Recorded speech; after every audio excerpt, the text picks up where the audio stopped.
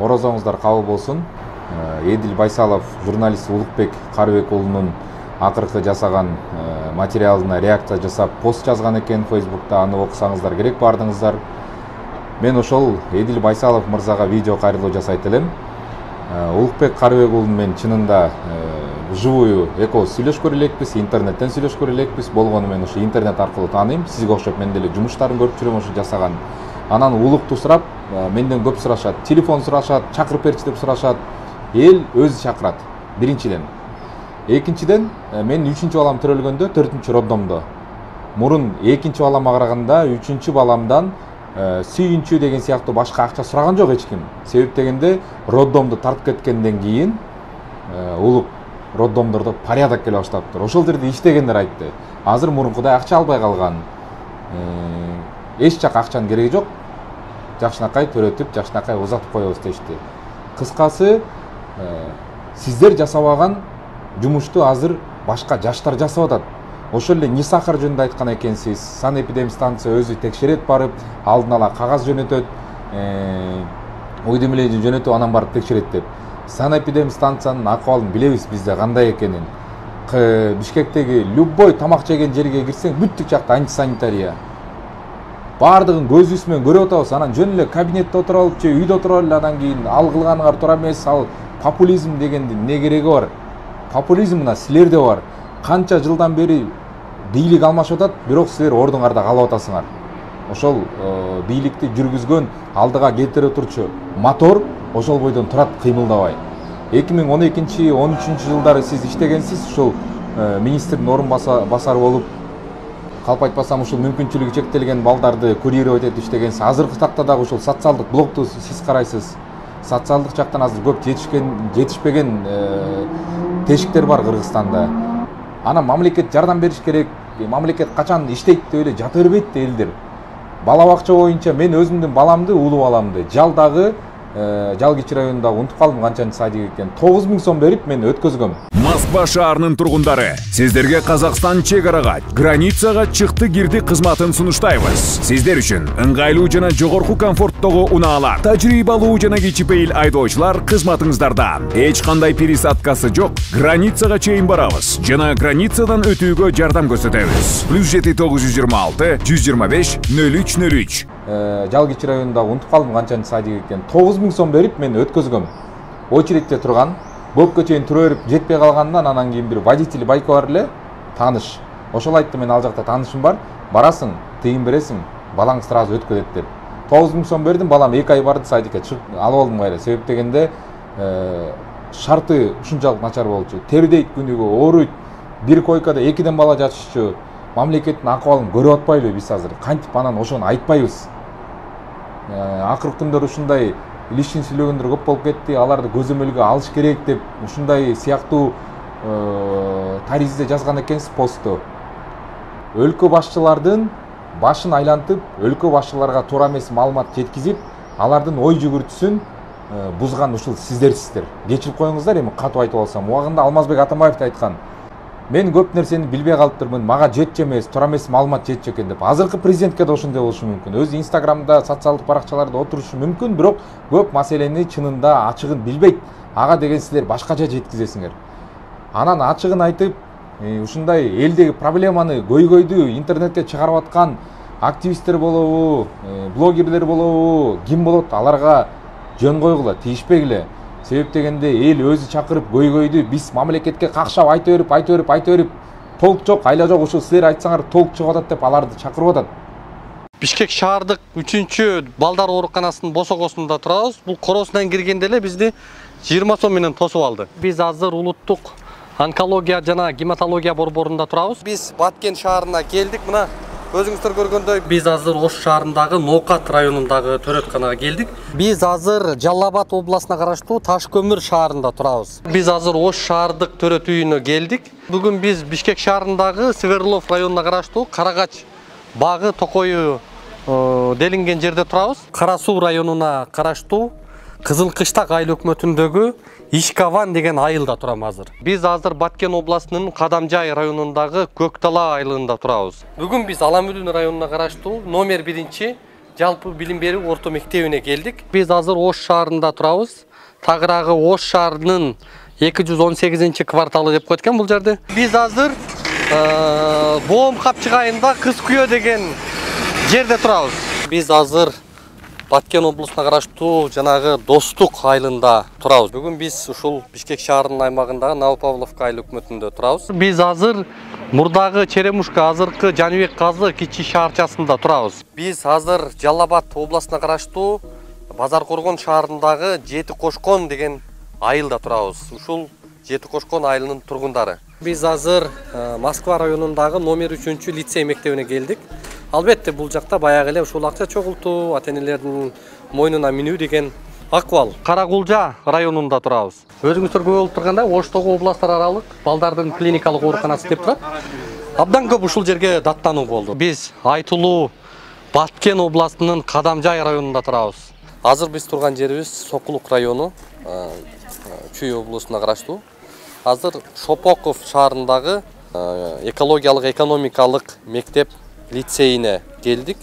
Бул жерде ушул Гүлчакыра деген айымды айтып атышат. Эч бир мыйзамга, эч бир нормага, адамгерчиликке дагы жатпаган жагдайды кылып, биз азыр Ленин айыл өкмөтүнө караштуу Константиновка айылында турабыз. Буга чейин наркы көрүнүп турган көп кабаттуу үй Шарапат Мажитова Жогорку Кеңештин депутатына таандык болгон курулуш үй болчу, көп кабаттуу. Ошол жактагы мыйзамсыз жагдайларды чагылдырганбыз. Биз азыр Аламүдүн районуна караштуу Василовка айыл өкмөтүнүн Василовка айылында турабыз. Ушунча эл бүгүнкү күндө Василовка конуш экен бул жер. 740 түтүн жашайт экен. Кыргызстанда 158 турак жай кооперативи мамлекеттик каттоодон өтүп, алардын кээ бирлери өздөрүн ийгиликтүү деп эсептешсе, көпчүлүгү күмөндүү иш аракеттери менен коомчулукка ачыкталып, мүчөлөрүн ыйлаткан, сыздаткан жагдайларда жаралып жатат. Биз азыр Өзгөн шаарында турабыз. Өзгөн шаарында буга чейин эсиңиздерде болсо, ушул жаш балдар ойноочу атайын парк жөнүндө берүү чыгарганбыз. Биз бүгүн айдоочуларга шарт түзбөгөн шаар бийлигин андан пайдаланып айып салган жол коопсуздугу кызматын алас келгенсип мыйзамсыз, негизсиз ишмердүүлүк жүргүзүп жаткан эвакуациянын чыныгы жүзүн ачып берүүгө аракет жасайбыз. Саламатсыздарбы? Компания Вега требует от журналиста 100 тысяч сомов сегодня 25. Бир топ чиновниктердин айыппулдары Вега компаниясы жокко чыгарып койгон. Жол эрежесин одон бузгандыгы видео камераларга түшкөн. Кайсы врачка канча сом кетти же? Ошондо наркозго отдельно деп 8.000 берилип болуш керек, 8.000 берилди общий. Операция жолу менен, кесүү жолу менен төрөгөн айымдардыкы да бекер да? Бекер бар жок. Казанжан чыкты да, короче 2.000 бердим да. Канча сом бердиңиз? 4.000 точно? 1 2.000 3.000 4.000. Неге акча алып атасыздар мындай? Акча жетпейби сиздерге? Жок, ким алды? Төрөгөн энелердин акчасын кайтартып берем. Кайтарып өзүнө кайтартып берем. Ооба, кепилдик. Эгер алып бере албасаңыз өзүм төлөйм, өзүм төлөгөн кепилдик берем. Деу деген жоксуңар силер, эчен жылдан бери жоксуңар. Только вот существуете в глазах где-то вот это у себя, а у нас на земле вы не существуете. Муну көрүп уяласызбы кичине? Министрдин орун басары болгондон кийин конечно биз ошол жерге баргансызбы? Шаардын айланасын бүт эле көрүп атам. Почему их не обязуют? Почему ДЭО? Почему наше руководство не обязует? Тракторду кол көтөрөм, КамАЗга да кол көтөрөм, ошентип мына 2 жылдан бери да жашап атабыз. Уялгыла балам, уялгыла. Кудайдан корккула, элдин абалынан корккула. Ал жакка балык чарып ачып койсо болот экен да, жолгочу. Эми жамгырдан кийин болот да. Может, балык чарып ачып койсо турайык. Жок.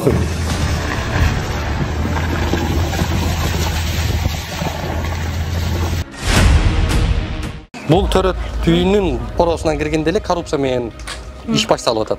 Урматтуу охрана, биз берген 20 сомду берип коюңуз кайра. Сиз не акча алдыңызбы? Өзү берип, мен алып бербегенмин. Акча каяка түшөт бул жактан чогулган акча? Бул жактан эч жака түшпөйт. Алгындай санитаркалар ham 100 сомго чыгат экен, тамакталык обед малына кеп калсаң. Бул эжем 100 сом берип коюңуз азыр. Мен көңүлүңүздөн чыгарып бериңиз деп өзүң айттым а? Көңүлүңдөн чыгарып. Көңүлүнөн чыгарган не эмес, берип коюңуз. Сиздер эмнеге тартасыздар? Как имеете право мени тартканга? Апаң ушинтип айтты, кызым ырас сени ышып турган жака киргизип алыпчы. Я айтам да мен дедим, эч ким айтпаган үчүн ушинтип берип жүрөт. Булар чылдыйбай, буларды вообще көтөрбөш керек айлыктардынчы. Жок. Мен сага 500 акча мага бер дедим мен. Сиздер балам деп турсаңыздар, анан тиги Медсестраларга анда Кудай берип калат анда. Мен сен суроңумун акчаны жөбөргөнгө акым жок. Жок, сиз айтып коюңуз эже. Мындайды майда-чүйдө алабыз. Мамлекет бербейт сиздерге. Мамлекет эми расходдор майда-чүйдөрүбүзгө эмне кылабыз? Не кыласыздар? Иштетебиз. Дайстар акча алып коюп. Камеранын көзүнчө, кыргыз элинин көзүнчө айтып коюңуздарчы. Мындан кийин акча алынабы бу жакта? Алынбайт. Кес айтасызбы? Кес айтам. Алынбайт. Паспорттагы коррупция силерге мисал болуп, сабак алганга жетишсиз болуп атабы? Карасаңыз, можно? Иә. Бир балага 2 ата кылып коюп атат. Не деген бул шермендечилик? Мына чыгып атпайбы? Көрсөтүп атпайбызбы? Кадамжай районунда чоң район, анан ушундай деңгээлге түшүп калдыңарбы? Бир балага 4 ата-энени кылып койгон ким буга? Ким кылып атат муну? Буну деген соттун чечиминин негизинде. Жок, ким кылды дейм муну? Ким виновный, ким не мен айтам. Абет учурунда мен кабинет. Абет маанилүүбү силерге азыр? 2 жылдан бери маселени чече албай жүргөн адам. Чыгып туруп эшикти жапкан булдонду. Хватит. Давай. Не, бирөөнүн баланын тагдырын талкалап, сиз талкалап. Ана эмне чечпейсиз? Бул жакта ушундай экен, сыртынан куттап коймой, кадимки эле жагдай экен. Сура турган сиз эмессиз. Неге? Кыргызстаныңыз? İşten koytasыңар. Мына кадимкидей эле кол талганга аракет болуп атат. 40 чыга элек балага 555 сом төлөп атат. Урматтуу министр, көрүп атасыңарбы муну? Канча сом бердиңер? 5,5 миң. Ага чейин наркозго 1. Бала канча? 1,5 миң алган. Бул 5 жаш. 5 жашка даже толо элек. 5 жашта. 5 жашка даже толо элек. Нас тактайбыз азыр. Элди чабыштырбай, мындай нормально түшүндүрүп берсеңиз жакшы болот эле. Жок, биз нормально түшүндүрүп атабыз. Бирок силер акча албагыла деп атабыз да. Бизден да 10 миң алганда выписка жазып беришинчи 10 миң эмес 9 миң алды. Балаңыз канча деле? Балам 2 жаш болот. Комуз келиңиз. 8 миң беренсем жок, биз аны бөлүшөбүз. Ким деген аты жөнү? Замир, Рахманов Замир. Неврологиядабыз да биз. Неврологияда? Ооба. Качан алды эле? Мен 6 ай алдын жатканымда менден 3 миң алып чыгарган. Бар экен да. Мен азыр канга тапшырдым, немеге калга тапшырдым. Азыр УЗИге жазып берди, ошолор бардыгын общий бир 500 сом алышты. Бүт лаборатория узулдерде неме кылдык. 1000 сомго жакын акча төлөдүк. Сизге анда адис катары бир суроо. Мамлекеттик кепилдик программасында 6 жашка чейинки балдардан акча алынат деген неме жок. Берене барбы? Жок. Не дейсиз? Ар бир кыймыл-аракет видео байкоого түшүп атат. Тергөө амалдарын чагылдырып, тийиштүү деңгээлде иш чараны жүргүзөбүз. 420 сом. Ушул балага алып атат. Чындап мага кереги жок элечи. Акчамды кайра кайрып берсе, квартирада жашасам деле ыраазымын азыр. 14 ай болду да, 1 жыл 2 ай болду. Каккана башын оштуда ушуп келсе. Башыңды же. Бакыт Алиевич, сен не үчүн барбайсың ошко? Эмне үчүн элден качасың? Сызга отуруп калсаң туруп кетесиң го. Көчөгүн устаганда. Бул саска тыкты да. Кайсы закон менен иштеп атабыз? Айткылачы мага, пожалуйста, элден. Мен башка планетада жашап атамбы?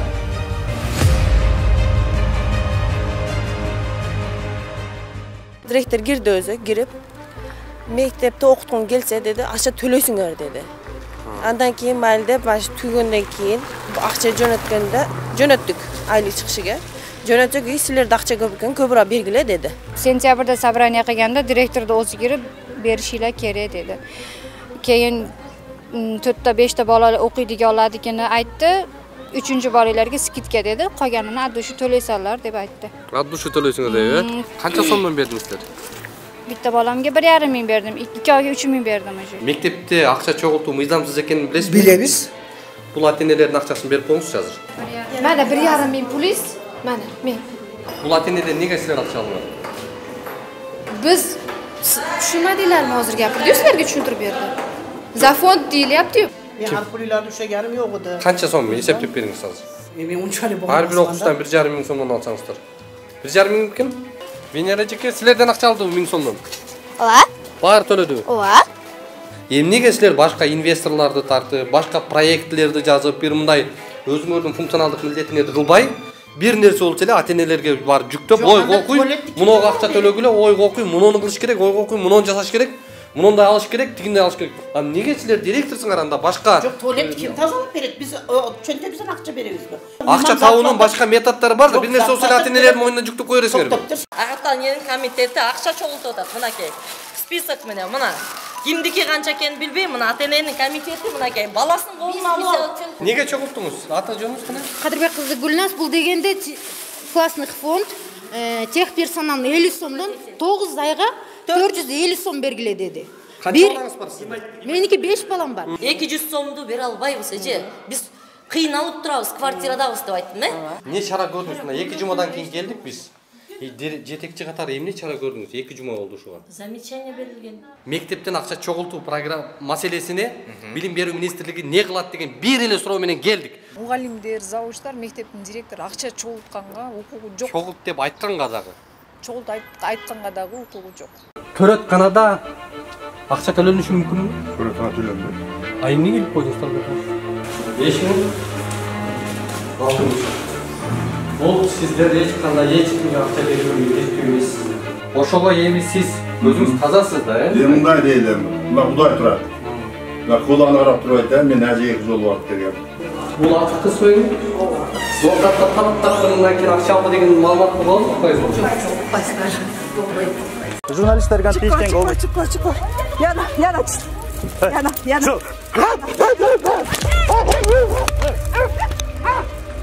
Geldim masalene çeçeyin deyip geldim. Kaçan çeç veririz, kaçan çeç veririz. Kaçan. Hazır.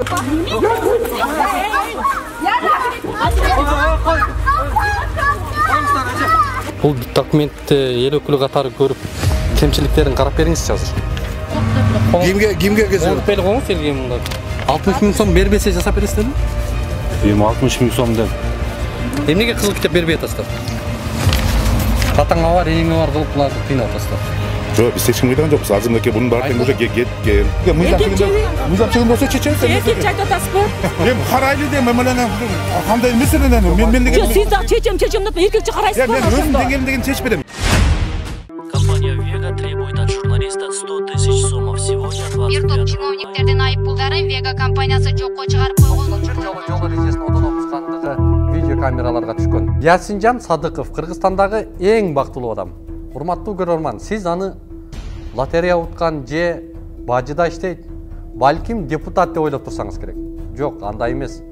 Ясинжан Садыков Кыргызстандагы эң көп жол эрежесин бузган автоунаанын ээси. Мындайча айтканда 1,5 миллион сомго чукулдаган 264 жолу жол эрежесин бузуп, бирок бир жолу да барып 1 сом да төлөбөгөн айдоочу жөнүндө сөз кылып атабыз.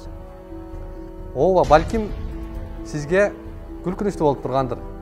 Бирок биз бүгүн коопсуз шаар долбоорунун чыныгы жүзүн, анын учурдагы коомго тийгизип жаткан таасирин ачып берүүгө багытталган журналисттик иликтөөбүздү сунуштайбыз. Менин аты жөнүм Улукбек Карыбек уулу. Биз менен болуңуздар.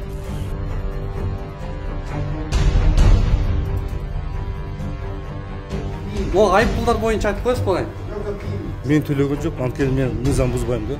Таптакыр, жакындарыңызда төлөгөн жок. Вообще бузган жок. Мен төлөгөн эмес. Бирде жол төлөйм. Акырын айдым, 60тан ашпайм. Негизи сиз акыркы жолу канча айыппул төлөдүңүз? Төлөй элек. Мен балдарымды төлөдүм, айда Нарушение кылбай калдым. Штраф төлөгөн жокмун? Да. Негизи кымбат эмесби айыппул? Өзүң определяйсың. Мына асфальт менен перекрытие. Кана линия кана. Линия кана чийилбесе мен кандай апарат? Сиз октойбу? Сиз линия чийе албаган жерге кандай ГАИ сизге дислокация берет? Бергел правиланы көрсөтөйүн. Сен жакшылап даярданып турбайсың. Биз аябай даярбыз. Сизди аябай жакшы билем. Силердин кылып аткан ишиңерди аябай жакшы билем. Биздин дислокация боюнча. Канча аренда төлөнөңөр? Ушул жерге канча төлөнөт? Аренда төлөнбөйт. Неге төлөнбөйт? Кимге төлөйсүңөр силер? Төлөнбөйт. Бул айыл өкмөттүн жери. Компания өкүлдөрү ар кайсы кычыктан кайсы айдоочу кандай ылдамдыкта келип камерага түшөрүн аңдып отуруу менен алек болууда. 3 буттуулар мыйзамсыз турат шаардын ичинде. Бир дагы сом төлөбөйт. Жол коопсуздугу кызматы ошого акысы барбы? Сиз шаардын аймагындагы жерлерди аларга берип койгонго. Аны деген архитектура өзүнүн жумушун бериш керек, заключениесин жасап туруп, анан ошол жер бош эмес, жайгашканга болобу, болбойбу деген заключениесин бергенден кийин, анан биз ошондон кийин карап баштайбыз. Азыркы күнү андай заключение архитектурадан берилген эмес, биз менен келишим түзүлгөн эмес. Мына Урматтуу көрөрмандар, жанагы 3 буттуу камералар мыйзамсыз турат дегенге мына далил биздин шаар кызматы айтып атат. Бүгүн ошолордун 100 миңдеген түзгөн айып пулдары мыйзамсыз. Жобек болсун, эмне качпай деп. Эшке чыгып кеткен дейм, эч ким жок азыр. Шаар бюджетине акча түштүбү? Кана линия кана. Линия кана чийилбесе мен кандай бир сиз мына урматтуу көрөрман, мына көрүп атасыздар, ушинтип ГАИнин абалы мына ушундай таксиде Үч буттуулар мыйзамсыз турат шаардын ичинде. Алгыла мыйзамсыз туратмы? Алгыла көрчүң. Алгыла муну. Алгыла.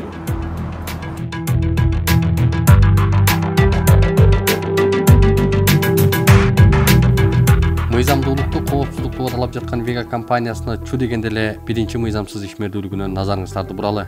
Үстүбүздөгү жылдын 4-июнунда Бишкек шаардык мэриясындагы жер маселелери боюнча комиссиясы жыйын өткөрдү. Түз эфирде болгон жыйында Вега компаниясынын ишмердүүлүгү каралгандыгына күбө болдук. Аталган компания 2019 жылдан бери эч кандай шаар казынасына жергиликтүү бийликке ижара акысын төлөбөстөн мыйзамсыз иштеп келгендиги ачыкка чыкты. Бир топ суроолордун түйүнүн чечүүгө камынып Бишкек шаардык мэриясына бардык. Мекеме жетекчилерине кирип маалымат алуу кыйынга турду. Ошентсе да мэриянын кошумча атайын артындагы эшигинен уурданып кирүүгө аргасыз болдук. Аркасынан эмне кирип кетесиздер беке? Колтуктан Биз күткөн суроо бере турган вице-мэр Азамат Сагындык уулуна суроолорубузду узаттык. Мен жигиттер менде 5 мүнөттөн чогуу болгондо бери аренда төлөйлүк турбайбы? 3 жылдан бери аренда төлөйлүк турбайбы? Сиз ошол жактан келгенсиз да? Ошол жакта иштедиңиз беле? Ооба. Төлөчү беле? Эми Вега деген бул жарым. Договор түзгөнсүздөр? Договор деген ошо УЗРден өткөн комиссиядан. Бул баягы мамлекеттик государственный программа болгон үчүн алар бизге 1-2 жолу кайрылган, кайра возражение менен аренданы пересмотр кылып берип койгулачы деп. Ошол боюнча азыр комиссияда каралып жатат пересмотр боюнча. Шаардын бюджетине акча түштүбү? Анысын мен азыр тактап бере албайт экенмин, тактан билишибиз керек да. Азыр чалып берип бере аласызбы? Бул түздөн сизге карайт да. Тиги уруксат берсеңер менде комиссия эле да, азыр өкмөткө келип атам. Чалып эле тактап бересиз да. Мындай кылсаңар, официально телефонуңузда коюп атпайбы ал? Телефонуңузду чыштап койсоңуз мен жооп берип коем. Бул күнү канааттанарлык жооп ала албагандыктан эртеси дагы келип төмөндөгүдөй маалымат алдык. Вега компаниясы менен договорду эмне үчүн түзгөн эмессиз? Ал комиссиядан каралып өткөн, бирок алардын баягы кайра заявлениясы түшкөн, пересмотр деп, ошондон бери кайра пересмотрга кеткен. 3 жылдан бериби?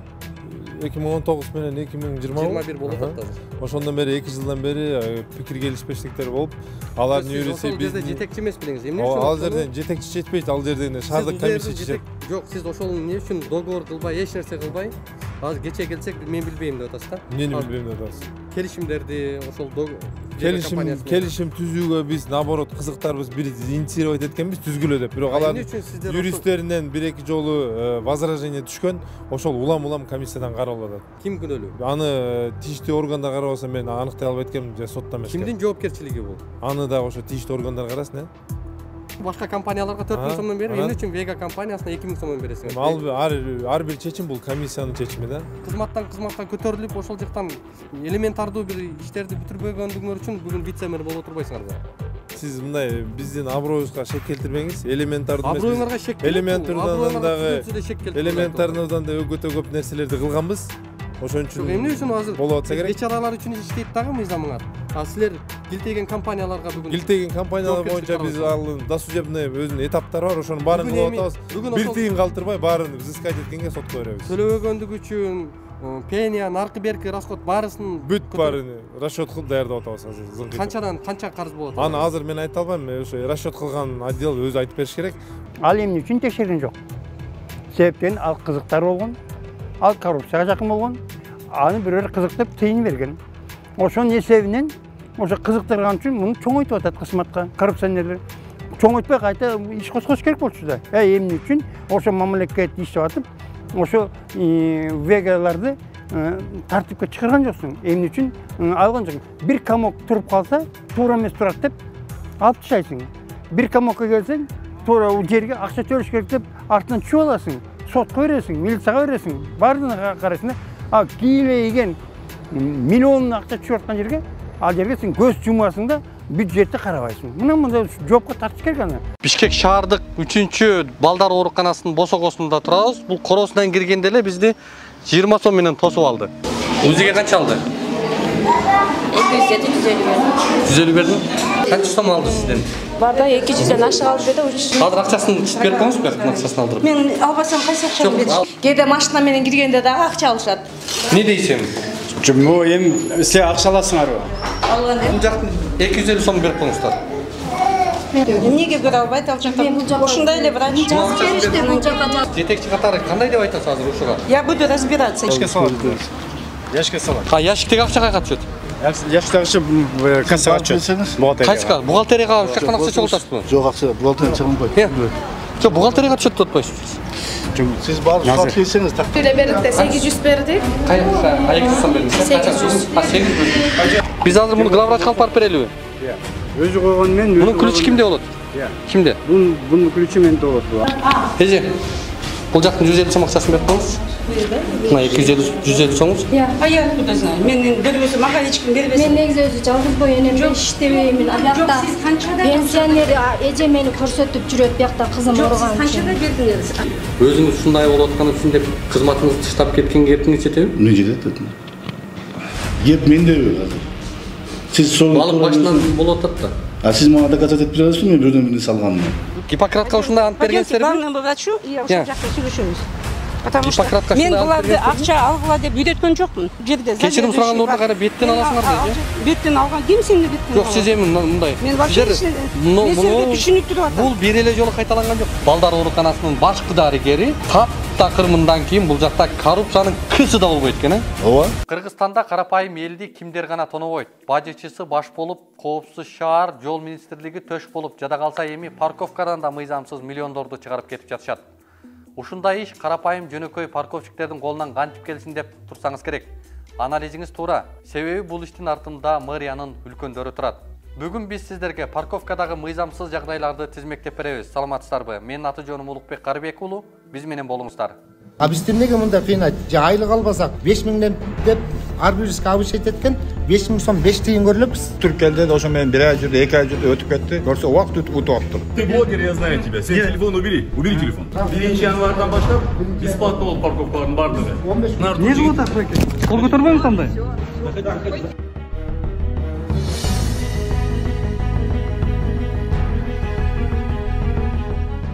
2021 жылы Бишкек шаарынын казынасына дээрлик 22 миллион сом каражат түшпөй калды. Бул фактын аныктаган биздин колубузга жашыруун делинген документ дейди. Ага ылайык Бишкек парковки стоянки муниципалдык ишканасына ички аудит жүргүзүлүп, анда ондогон мыйзам бузуулар аныкталган. Ошентип сиз парковкага деп төлөп келген каражатыңыз шылуун чиновниктердин амалдуу уркмалары менен жок болуп келген. Алар бизди кантип алдашат? Мисалы 18 муниципалдык парковкада 1928 авто токтоочу жай болсо, алардын дээрлик 442 орундугу эсепке алынган эмес. Жалпы жолунан бир күндө 7579 автоунаа кирип чыкса, болгон алардын 2599 отчетко алынып, 4980 автоунаадан түшкөн каражаттар сол чөнтөккө солонгон. Мындайча айткандай, ар бир экинчи автоунаадан төлөнгөн каражат кимдир бирөөлөрдүн олжолуу бизнеси болгондугун ички аудит тастыктап турат. Саламатсызбы? Не болду? Эми вице-мэр Сазукулов кабыл албай монча адамды күттүрүп, чакырып атпай, күтүп атпай, киргиле? Жок, азыр киргизбей атпайбы бизди. Урматтуу аппарат башчы, келиңиз мындай. Сүйлөшүп атпайбызбы? Жок, сиз бул жакта аппарат жетекчисизби бул жакта мындай? Келсеңиз бул жакка. Мына көрдүңүздөрбү? Бул жак кандай деп сөз айтышты эле билбей калдык. Бул не деген мекеме бул? Укугу тепшелген жарандарга түшүндүрмө алуу үчүн биринчи вице-мэр Максат Сазукуловго кайрылганыбызда макулдук берип, бирок иш бөлмөсүнө барып, окуяны соткага видеого жаздырып баштаганыбызда караманча каршылык көрсөтүп баштады. Телефон уберите, пожалуйста, мы спросили вас. Байке.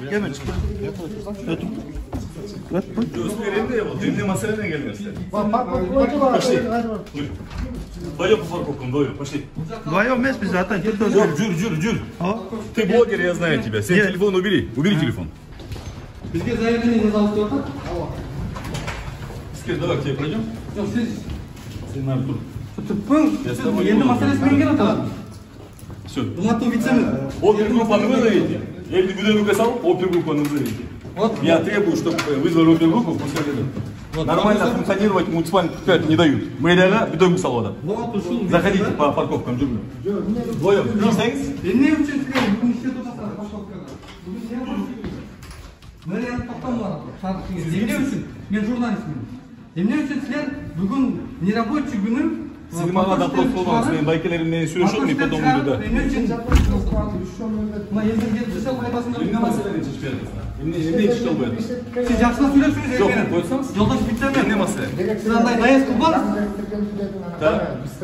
Жок, жаңы директор ал дедиңер, хорошо. 1 январдан баштап бесплатно болуп парковкалардын бардыгы. 1 январдан баштап бесплатно болуп парковкалардын бардыгы. 15 күн неме иштебей атпайсызбы? Эмнеге бул кишиге 178 миң сом айып салыптыштарlar? Парковкадан 170. Бул карапайым бечара кишиге канча 170 миң сом айып салыптыштар. Siz заявление бердиңизби мага? Силерге 2 жолу жаздык го.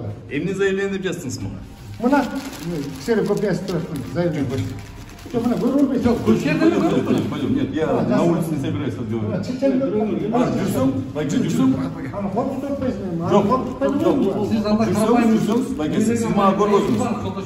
Биздин суроолорго жооп берүүдөн жаа бою качкан жолдош вице-мэрдин мынчалык каршы болуусуна 2 себеп болушу мүмкүн. Биринчиси бул биринчи вице-мэрлик кызматтык даражасына абдан чиренип, эч кимди тоготпой калгандыгы, шаардыктардын каражатына айлык алып, вице-мэрлик кызматты татыктуу аткарып берүүнү унутуп калгандай.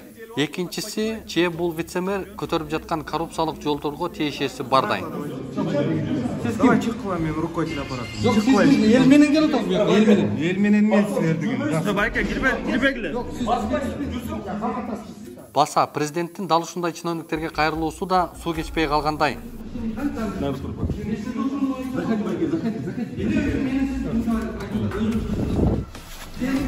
Сен Артур жигит. Кечене президент мындай деп айткан. Не кылып атасыз байке сиз? Кол көтөрбөңүз андай. Кол көтөрбөңүз, кирбе байке. Мейли, биздин ишмердүүлүгүбүздө качкан чиновниктерди дала эле көргөнбүз. Сазыкулов болбосо мэриядагы башка кызматкерлер менен деле маселени ортого салып чечип алмакпыз. Бирок бул окуя башка нукка бурулду. Урматтуу көрөрман, бул видеого маани берип карап туруңуз. Бул жерде вице-мэр күч органдарына бизди жоопко тартуу үчүн арыз жазганы кетип жатат. Тергөөчүлөргө берген арызында биз анын жакасын айрыптырбыз. Бирок бул көрсөтмөсү кызылдай жалган экендигин колубуздагы видео тастыктамалар далилдеп турат. Бул боюнча учурда соттук териштирүү иштери жүрүп жатат.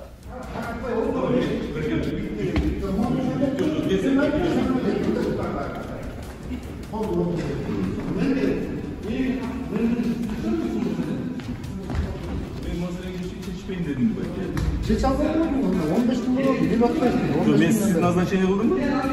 Biz onu aytmıyoruz. Makul ordularına turasınlar. Kança oldu? 15 gün oldu bana. Kaynağı. Жаңы директормен сиздин ордуңузда турасыз. Митинг кылбагыла, давай деп өзүңөр айтпадыңар. Жок, мен ордуңузда турат деп айттыңыз ди. Анда ордума туруспайлы го энди макул энди. Чеч албадым. Бул кишилер не кылат эми? Урматтуу вице-мэр, кабыл албай койсуң, мына эл көчөдө турат. Сен де айлык албасак, бир сом акча албасак. Сен деле турасың да дос. Не кылат бул кишилер? Поехали. Я биякта дагы толтура киши бар. Парковкадан келген байке. Сөзүн укпай койсузбу эме? Ак байке.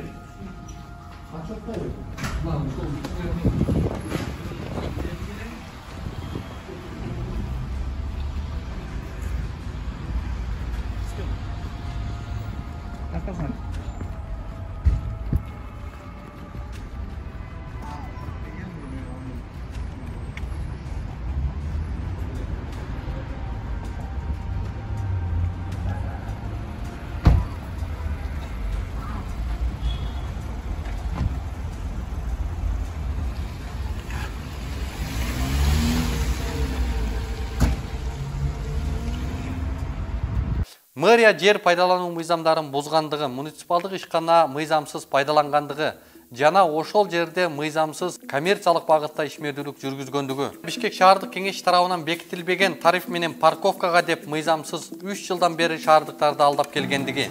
Мэрия парковщиктерге эмгек акысын төлөбөй, эмгек кодексин бузгандыгы, салык кодексин одоно бузгандыгы, ККМ аппаратын колдонбогондугу.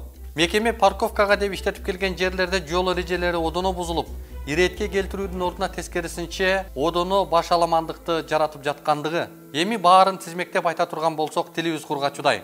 Жыйынтыгында шаар казынасына олуттуу жоготуулар келтирилип, мыйзамдар одоно бузулуп, ага шаар бийлигинин кызматкерлери катышып жатканда, мындай жагдайды коррупция деп атабаганда эмне деп атайбыз? Башкаларды миллиондорго кустуруп жаткан укук коргоо органдары буларды да канчалык кустураарына назар салып күтө туралы. Саламатта болуңуздар. Акчаңды ала кел деди. А сен ден соолугум эмне себептен мен келген атканымды сураганы да жок. Акчаңды ала кел дейт. Сразу эле мен чалганда акчаңды ала кел деди. Ар бир кабинетке кирген сайын 500 сом, 250 сом ушундай эле. Кайсы кызга бердиңиз ошону? Мен китайца алган жокмун. Эчтеке түшүнүксүз биздин государственный, биз Кыргызстан боюнча онкология бирөө эле да. Анан биз кайка барышыбыз керек башка онкология жок болсун. Эженин кимге бердиңиз акчаны? Бияка берген, биякта бугуз жазып алган. Когда мы брали? Айтып атпайбы мына? Мына брали и вот это мне написали ошо күнү кылганда 3900 сом прекрасно алышкан. И бул акча мамлекетке түшүш керек эле, бирок через касса эмес. Касса пассасы жок эле. Жана временщик министр ушул акыбалды көргүлө силерчи. Бул адам калп айткан жок. Мына акчасын берип койбойсуздар. Выйдите из кабинета. Мен через касса төлөгөн жок. Бирок төлөдүм. Бирок менде частный больницадан ашып кетти, бияка келген акчамчы уже. Эже только что была на приеме. Мы ей расписали лечение. Выйдите, мы с ней. Каждый кирген аялдан 3900 сом алып. Сиз не кыласыз? Выйдите, сыйдите, не кыласыз? Я имею право. Бир күндө мен турганда эле бир кап айтпайын 30 аял жөн эле прижигание кылдырып кетет экен. 3900дөн 30 аялды көбөйтүп көр, 117 000 сом. Еще приемго 250 сомдон алганда 10 000 сом.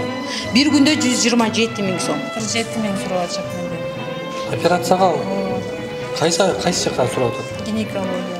Кассанын өзүнүн процедурасы бар, кайсы жерде болуш керек.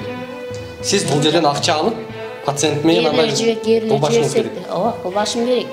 Мына мына эже акчаны алат экен. Не кыласыздар эми? Бул кассага түшүрбөй, ким бул? Кассадан чоң апасынын төрөбү бул жер. Жок дейт.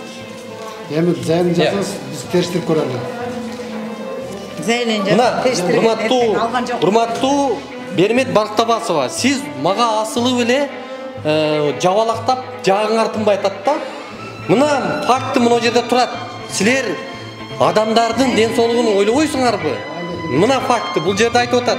Жаран акча 3900 сом төлөптүр. Ал кассага түшпөй атат. Силер эмне шериктешсиңер ошол акчаларга? Зайырбекова Назик сиздерге ким болот? Зайырбекова Назик менин жээндеримдин келинчеги болот. Ошондо сиздин эжеңиздин келиниби же эжемдин келини? Эжеңиздин келини. Бүгүн не кызматта иштейт буякта? Врач. Султангазиев Сергеевич? Султангазиев Сергей ядерной медицинада иштейт. Тоже не его принимала көп жылдан бери. Сиздин неңиз бул? Бул жээндерим болот. Бейшенова. Канча сом турат сиздерден? Характор здоровья аял экен 40 000 сом сурады. Сиз ошого так жооп алгыңыз келип атат. Эмне үчүн кымбат, эмне негиздемеге таянып, ал онкологиялык оорулууларга бааны ким койгон чалыктып? Атайын специализированный учреждениянын катталган. Оор турмушта жашаган адам бул онкологияга келбеш керек экен. Келсе, акчасы менен келиш керек экен, болбосо өлүш керек экен да. Сиз карап койбойсузбу эже? Сиз директор турбайсызбы?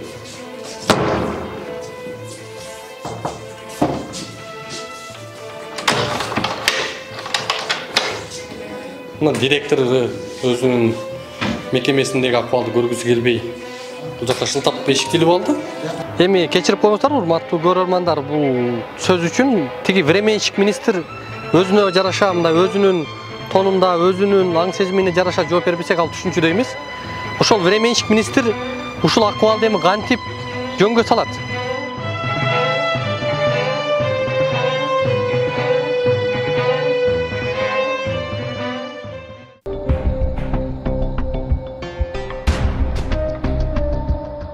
Siz SMB'da işleysizmi? İşlegenim yok, men pensionerim. Yok, mындай эле айтып коюңуз, эки ооз эле сөз. Айта берем жүрүп эле. Сен басканда неудобный дейм деп камерага да. Күтүп атат ал жерде. Мен азыр эле жооп берип коюңуз да, мындай эле токтоп эле. Канча күн болду курулганына? Точно билбей эткенмин, бунучу качан курулганынчы. Коррупцияны ошого кайнан. Шашыл. Мындай эле. Так, шүлөшө чыгарышат. Өткөзбесиңер мен, ошо ел үчүн жүгүрүп аткандан кийин. Кебесиңер өзүңөрчө. Бирок сиз жетектеп атасыз, азыр жетекчи катары кайсы жеринен ката табасыз? Жөнөкөй купля-продажа. Мен катасын көрбөйт атам. Эми сиз карап жүрүңүз, кайсы жеринде ката бар экенсиң? Кайсы жер каралып атат сотто? Эми ошол бактарактуу жер каралып атса керек, ошол сиз айткан бактарактуу жерчи. Мындай мисалы үчүн система мындай айтып айтканда мындай так деп өтүп келбейсизби? Мисалы үчүн сиз айтып атасыз, кайсы жерде атасыз? Сиз эми аким катары өзүңүз сүйлөгөнүңүздү өзүңүз көзүңүз түшүндүңүзбү?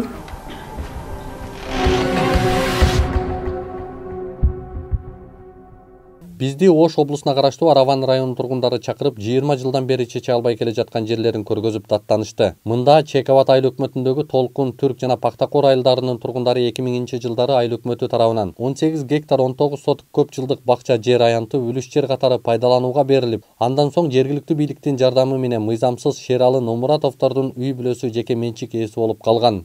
Сиздердин чындыкты да угалы деп келдик да. Элди үлүшүн биз сатып алганбыз. Канча гектар? 18-9. 18-19 гектар жерде. Качан сатып алгансыздар беке? 2000 жылдар болса керек, билбейм. 2001-жылы, а? 2000-жылдар болса керек. УКМКда иштеп, сиз таасирдүү киши болуп жүрүп, мыйзамдуулукту элден талап кылып жүрүп, анан кантип сиз бул жерде билбей калдыңыз? Немени билбей калдым? Сиздин менчигиңиз экендигин билбей, сиз 13-жылы арендага 21-жылга чейин аренда төлөп жүрүп атасыз. Аренданы биз неправильно төлөгөнбүз. Төлөбөшүбүз керек эле. Мен муну жерде сиз деп айыл өкмөт чыгарып берип атат. Жок, мени деп эмес бул. Олтур. Мен өзгөндө иштет элем. Муну мени өтүп кеткен иним оформить эткен. Бул жак элдики беле? Элдики да. А элдики болсо ким укук берди бир киши аны сатып жибергенге? Кайсы бир киши? Муну договоруңуздарда турат. Договор договор правильно, договор болгон. Бул элдин жери болсо кантип бир киши 18 гектарды берип атат? Суроо бир киши эмес, 3 кооперативти. Кана 3 кооперативдин эли ар бири мына айыл өкмөт токтом чыгарып берип атат мына. Мына элге таратылып берсин деп атат. Экинчи чечимдин экинчи пунктуна. Сиздерге сунуштап атат мына. Элге таратылып таратып бергенсизби?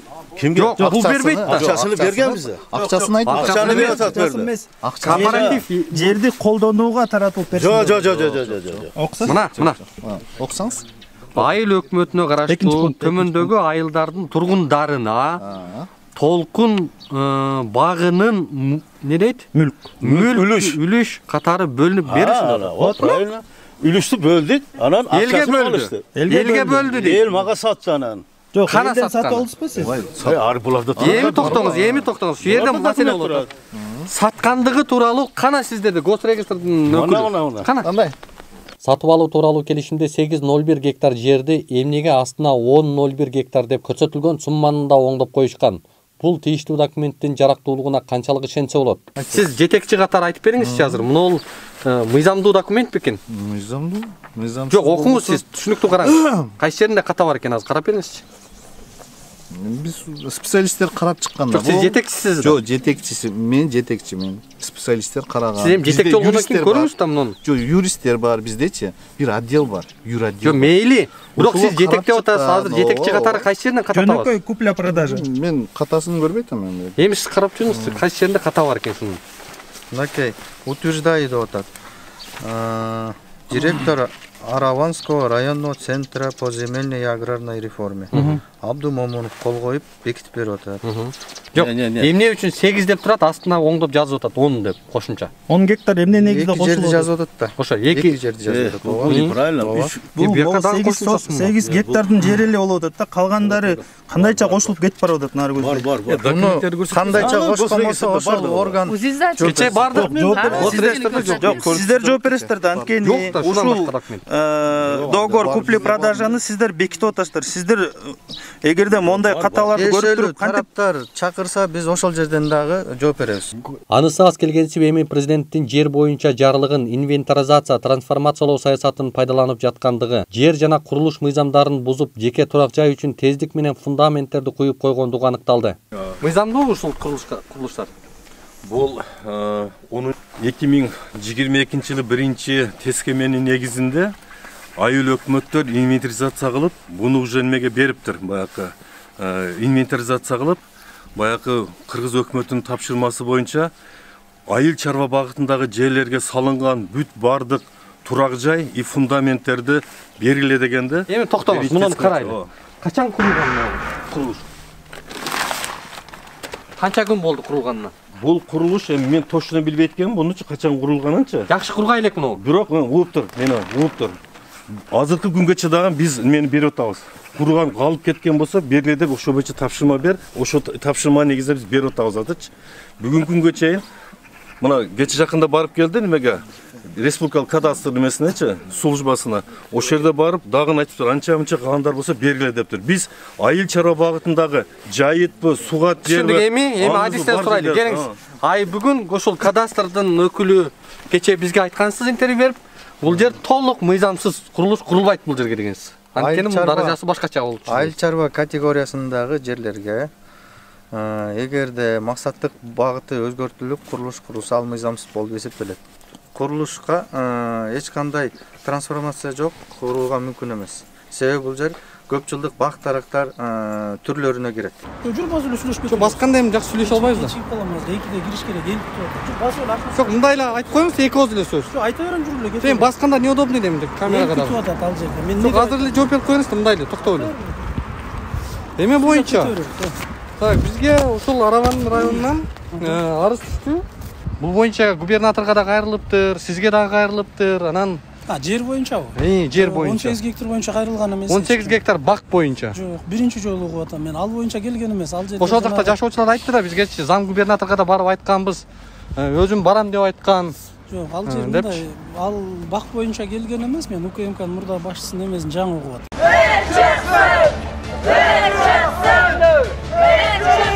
Жерди акимдерди ошол жака, мэрди ошол жака алып барып. Келсе келе ушул жок, келсе келе ушул жок, 15 жылдан бери чыдагыла дегенде чыдап келди ушуга чейин.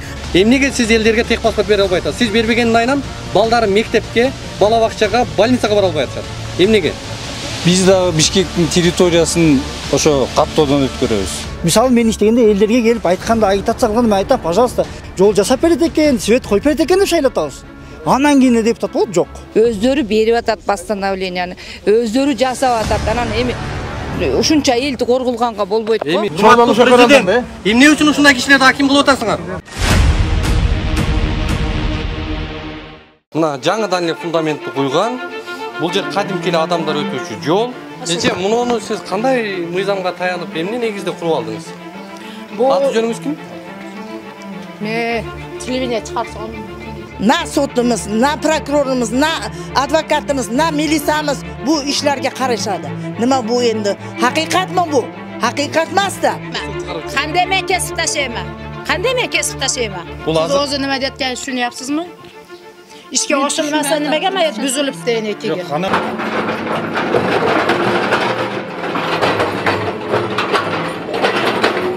О канча адамдан процентке пул берип төлөтүп алат экен, көп пулду. Коркутуп эле жүрө берет экен да бандасы. Ушундай. Кичинекей балам бар, 7 жашар. Келип 1 саат, 2 саат таң атар температура кылып чыкты. Жашайын дегенге үстү ачык. Үй Кыргызстанда көрдүңүздөр беле мындай? Ушундай жагдайды жашап аткан адамдарды урматтуу эл журт, сиздер уктуңуздар беле? Мына ушундай жер бар экен бүгүн. Кагылайын Садыр Жапаров, Камчыбек Ташиев биздин ыйыбызды, көз жашыбызды көрүп койсоңор жакшы болот эле. Могу жерде айлана чөйрөнүп ускан бир сасыткылар, бир майда чүйдө чиновниктериңер кууратып атат бизди. Биз көрүп келдик ал жакта, алачыкта жашап атышат адамдар. Эмнеге тоскоол кылып камап атасыздар? Мен сиз дагы мындай ичине сөздү бурмаламай, болгондой эле айталычы, урматтуу туугандар. Эл жашайт. Мен эшик рамка коюп улумду киргизишим керек, мага уруксат жок.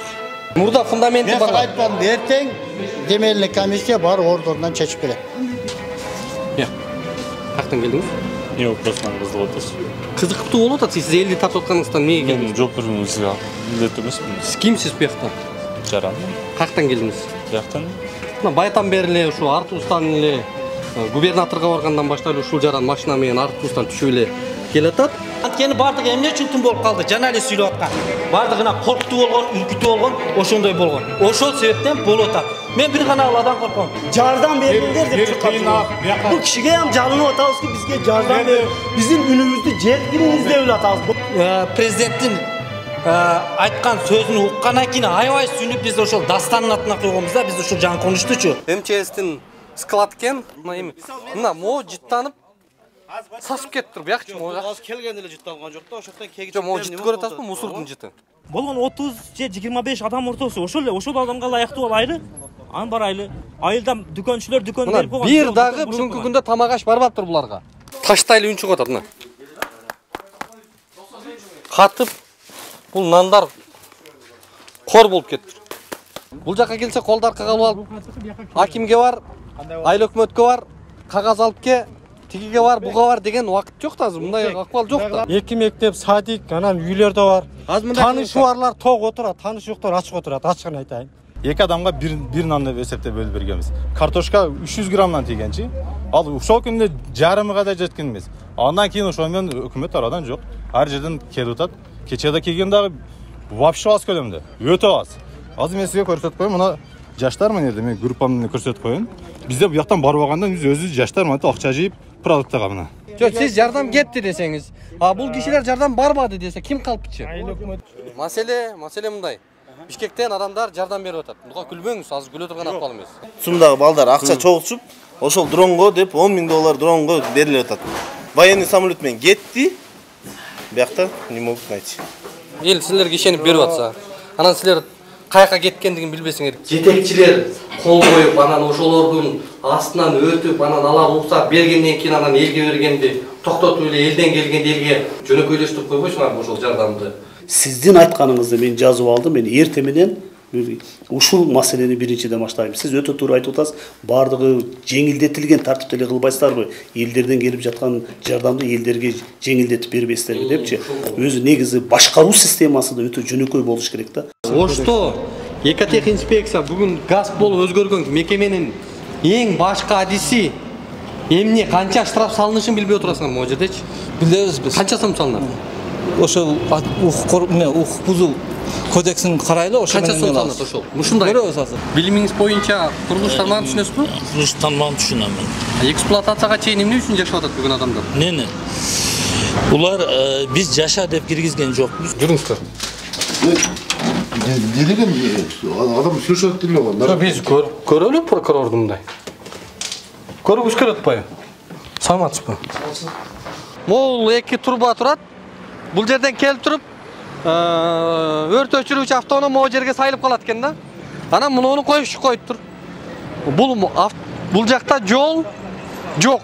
Буга архитектура Ош башкармалыгы мэриясы уруксат берип койгон. Шарапаткан Мажитовага таандык делинген дагы бир курулуш имараты бул жакта турат. Муну көрсөңүздөр. Ошондо мен 2 комнат үйүмдү сатып келип, ошонун акчасын ушундай куруттай кылып колуна карматып, эже мен дагы ушундай жылуураак жерде отурайын деп атам.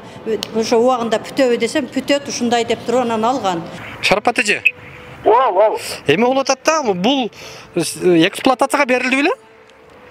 Мыйзамга каршы болуп атпайсыздар сунуш? Эгерде туура келбесе айтып атамку, согласовать бербейт мыналар. Жок, ошо туура келбегенди неге сунуш бересиңер деп атабыз да? Биз ГАИ эмеспиз да. Жок, ГАИ эмес, силер мамлекеттик кызматтасыз, муниципалдык кызмат. Анан силер эмне иш кылып атасыңар? Ондо мындай силер полномочияларыңарды аткара албасаңар, аткара тургандарга берип орун бошотпойсуңарбы?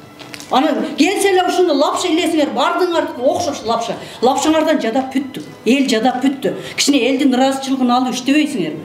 Мындай бетке айткандын зәри жок. Кимдир бирөө бетке айтпасачы, калганыңар кашаңар аралашпай табакты коюп алып ортого жеп койгонсуңар, оозуңар майлангандагы катуураак чечим чыгарыштан коркосуңар. Будурук онкология болдум. Дальше кантип жашайм? Кайсы акча менен? Ошону ойлонуп жатам азыр. Я хозяйка клиника, чыккыла. Выходите. Тарсаң. Таппагыла. Жок. Кыскача биз ушул жерден кабинетиңизге деле барбайлы коелу, мындай кылалы.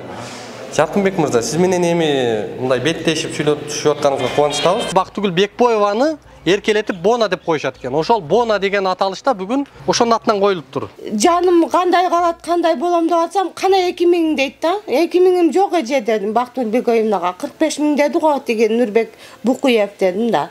2000 деп тимеле мен мунтуп атпайбы, өзүм кандай акыбалда турам ошол жерде. 45 000 араң берип атам. 47 000 сом төлөдүңүзбү? Төлөдүм деп. Сиз мамлекеттикке жатам деп айттыңызбы? Bilген эмесмин. Мен частный деди буну. Ал мамлекеттинде орун жок дешти. Орун жок. Бул жака жатсаң эртең операция кылам деди Букуев. Ооруканада маанилүү жетекчи директору өзү мамлекеттин казынасына кыянатчылык кылып атат да. Бул мамлекеттин казынасына акча түшүшүнө кызыктар эмес экендигин көрсөтүп атат.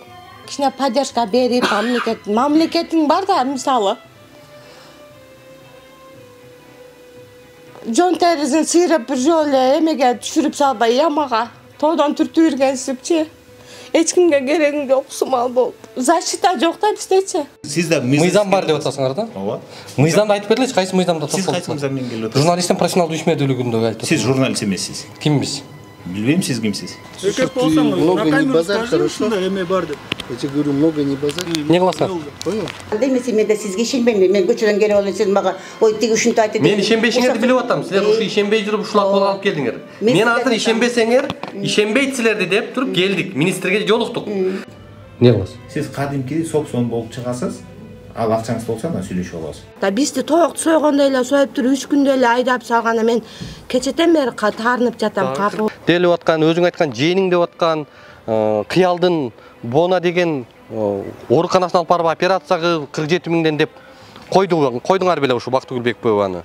Же ушул онкологияны өнүктүр, онкологияга шарт түз, онкологиялык оорулууларга жардам бер, ошолорду акчаларын ая, ошолорго жардам бер деп койдубу? Мектеп, бала бакча, анан жай тургундардын үйлөрү дээрлик баары күйгөн, алиге чейин өртөчү элек. Кыргыз элиге миң рахмат. Ушунчалык колдоп атат. Бирдиктүү экен да. Сабыр кылыңыз экен.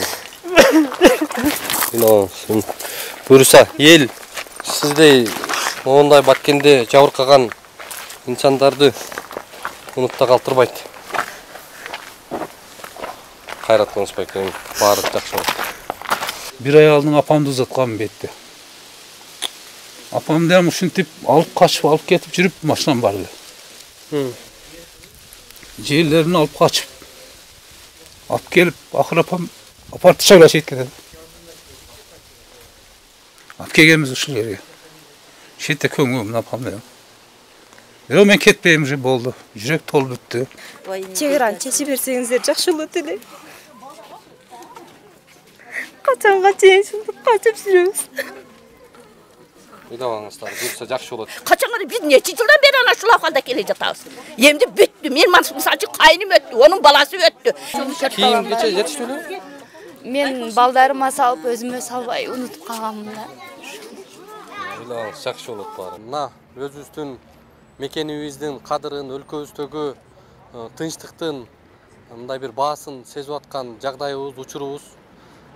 Мына Кыргыз мамлекетиндеги жарандарыбыз ушул чет жактан душман келгенде бир муштумдай биригип, өзүнүн ынтымагын көрсөтүп, ушунчалык биримдиктүүлүгүбүздү көрсөтүп турган чак. Муну көрүп атабыз. Бардык жерде ушул жүрөгүндө мекенге болгон сүйүүсү бар ар бир жаран өзүнүн салымын кошуп, баткендеги жагдайга, чоңолайдагы жагдайга өзүнүн кайдыгер эместигин, өзүнүн салымын жаратып келатат. Эмнеге чогултуп? Негизи эле мектепте акча чогулткан мыйзамдуулбу? Жок, мыйзамсыз. Мыйзамсыз.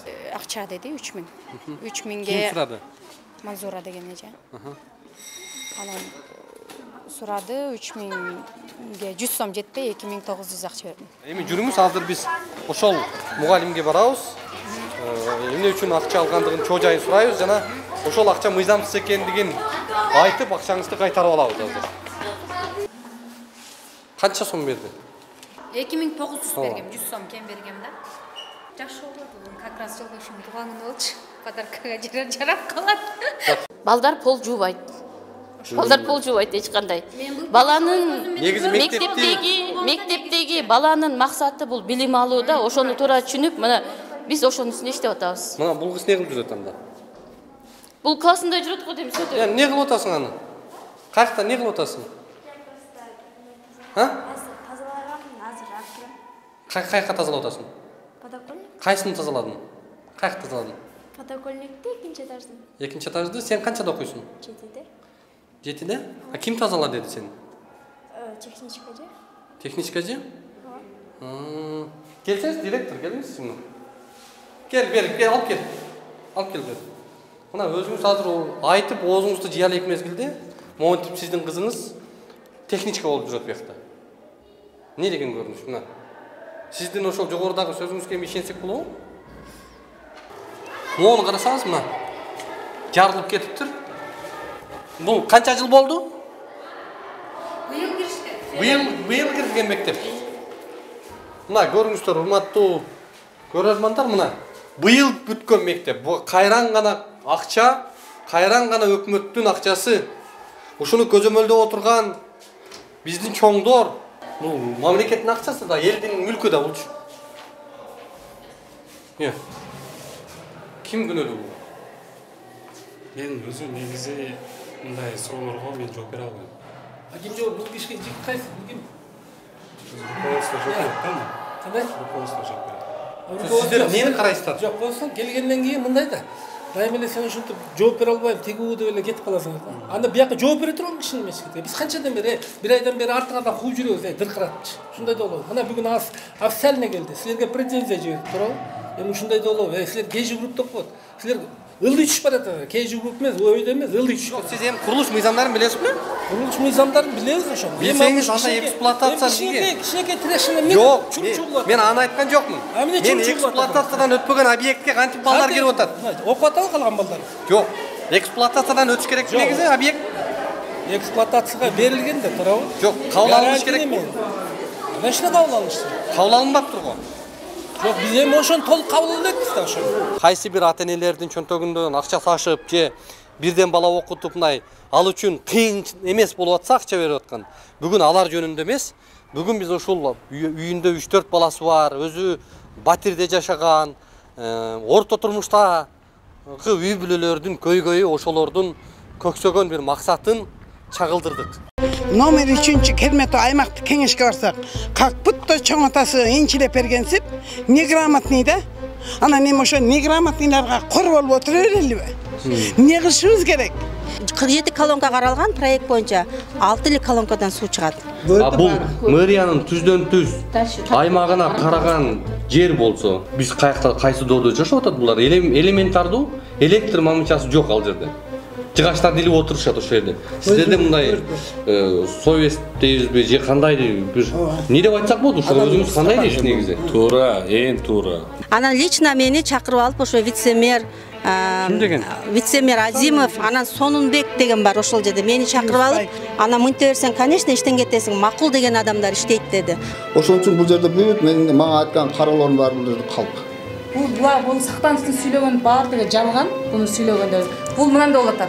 Өтө мындай отуруп алып, иштеген кишинин образын создавать этип, мындай олуттуу кабагы менен өзүнүн кол астындагыларды урушмуш этип аткан мэр Алмаз мырза, сиз бир келип ушул акыбалды көрүп кетсеңиз кандай болот? Бул жагдай, бул жактагы тургундардын кайрылуусу абдан маанилүү. Анткени ушул аймакта Ош шаарынан эч бир көңүл бурулбай турган маселе бар экен. Бул суу көйгөйү менен ушул электр энергиясына болгон таңкыстык жана ошол жактагы көйгөйлөр. Мына бир мисал менен көрсөтөлү, урматтуу көрөрмандар. Мына столб экен. Бул бүгүнкү 21-кылым цифровизация, автоматизация, технологиянын доору.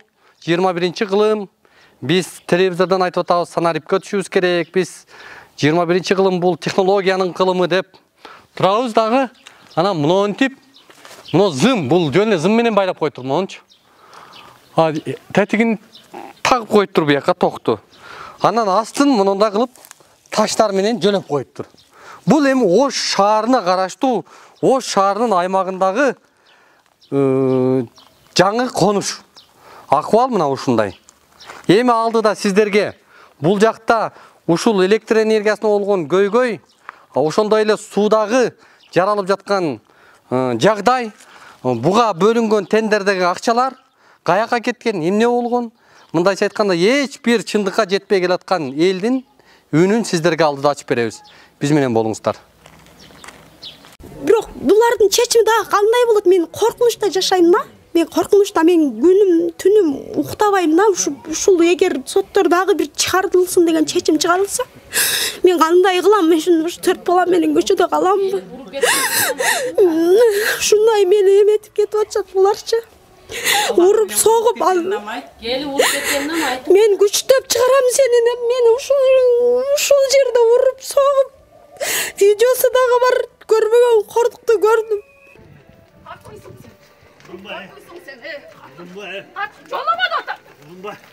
Не кылар экенсиң сен? Катынсың сен. Sen katınsın. Sabır kılın. Ушул 4 балам менен кайкы барам. Өзүм мына күйөөм бир оорулуу адам. 3 күн адамды ашык жүк көтөрө албайт. Ушул жаран 4 баласы менен чыркырап үйдө отурат ошол жерде. Коргоп бере аласыңар бул? Мыйзам чегинде гана коргой алабыз. Мыйзамда коргоо деп турат. Уруп кеткендиги боюнча милицияга айрылдыңыздар беле? Айрылганбыз. Соттун өзүн соттош керек болуп атат өзүчү. Эми бул сот болбойт да, актык болбой атпайбы? Мына 3 жылдан бери эле. Ол сот онун көрө соттогондон көрө бир үй салып берсе эле болот эле. Ошо талашкандаргачы. Жайыт жери багытында статусунда турган жер бул мамлекеттин менчиги. Урматтуу Садыр Нуркожоевич, президентке кайрылып атабыз. Биз көпчүлүк ишкабан эли ушул уландын тарабын талашканы келдик. Мына мооларды караңыздар. Бүтөйүндө мына тамчы өтөт, бул азыр зорго эле турат. Ал сырты көрүнүп турат го могу жерден. Мен бардык баскычтарды кылдым да. Баарын кылдым. Бирок дагы эле толук жок да. Баш мыйзамда ар бир адам укугу бирдей, мыйзам алдында баары тең. Анын улуту, жынысы, башкасы айырмаланбай туруп, баары мыйзам чегинде каралат. Баарына мыйзам үстөм деп жазып койгонда. Биз эми ошону айтабыз, ошону мыйзам үстөм эмес. Кээ бирлер үчүн иштейт мыйзам, кээ бирлер үчүн иштебейт. Кээ бирлерди үйүнө киргизип, үстөк үйлөрдү тартып ала берет. Кээ бирлер көчөдө калып калат. Алар арызданса жогорку сотто карабай коет деп эле өзгөртүп алгыла. Министр шалакылы, МЧС шалакылы, жана өкмөттүн шалакылы. Мамлекетке чыгым болду десек болот, анткени бул жакта темир жол токтоду. Инженер строитель курулушумун. Курулушта иштегенмин, бүт баарын билем. Технологиясын билем. Бар бүт технологияны бул жасап атышат. Көз боюм ол чыгып атат. Мына ачык эле айтайын. Көз бою атышат. Жана Аллах деген жазып турбайбы? Ошонун жанына бир 50 сантиметр, 30 сантиметр жетпей. Алай кайылды түшүп кеткен. Соттун төрагасычы Замирбек. Жогорку сот. Тетиң менен койгонго ошо жардам берди. Sadr Zapar John Ülke, sizden yardım, Özgür'e Ülke, rahmet. Бирөөдүн үйүн тартып алып. Тартып. Жок, мындайлы айтып коюңуз дейм. Нече дагы билбейм эмне. Ошол үйдүн чоо-жайын сиздерден сурайлы дегенбиз да, эмне болду деди. Өзү менен разбират кылгыла, биз биякта эч нерсени билбейбиз дедим го.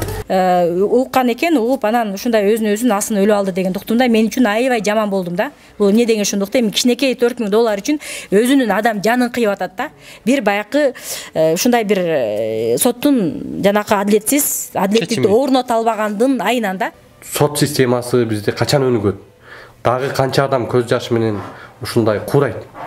Эми эмеде биякта деген пресс-службага бизде деген пресс-секретарь деген бар да, областачы. Негизи ар бир иш боюнча комментарийди ошол пресс-служба бериш керек да.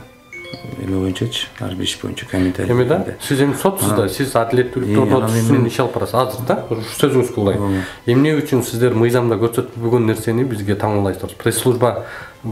Пресс-службасы сүйлөбөсүн деп кайсы мыйзамда көрсөткөн? Жок, бизде ар бир иш боюнча ошо бизде пресс-секретарь ошон үчүн. Жанагы үй боюнча $4000 чоо-жайы боюнча сурайлы дегенбиз. Десе вопростарыңыз болсо, мен адвокат бар эле, адвокат менен барып байланышсаңыз болот. Жок, сиз адвокат эмес, сиз өзүңүз менен сүйлөшкүңүз келип атат да. Сиз $18000 төлөдүңүз беле үйгө? Жок, сиз вопросуңуз болсо адвокатка берем. Вопросумду берип атпайм болсо, вопросум болгон үчүн силерге келип атам. Ош шаарында ушундай жамгыр жааса сууну токтотуп коет деген уятпы бул нерсе?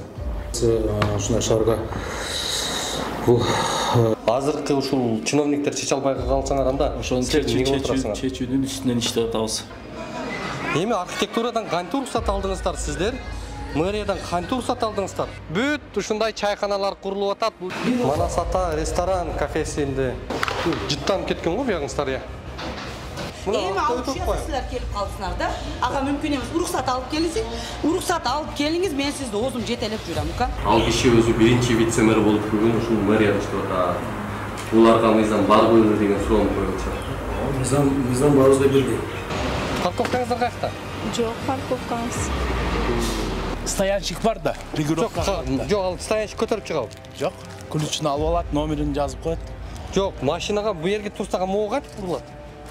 Наны жылдырат, анан унун чыгарат. Эми калп айтпай эле реальный эле айтыңыздар дейм. Мына негизи түзөм дегенсиздерби? Ооба. Кана түзгөнүңүздөр? Эмне керек эмне сизге? Парковка керек. Неге мыналарыңарды уберите камераңа. Анан комитет болсо эми балдардын эле эмесин эле проблемасын эле чечем деп ойлопмун да. Анан караса бул жерде акча чогултат экен. Эң көп чалуулардын бири ушул Сокулукта бизде дал ушул экинчи мектеп лицейин айтып атышат да.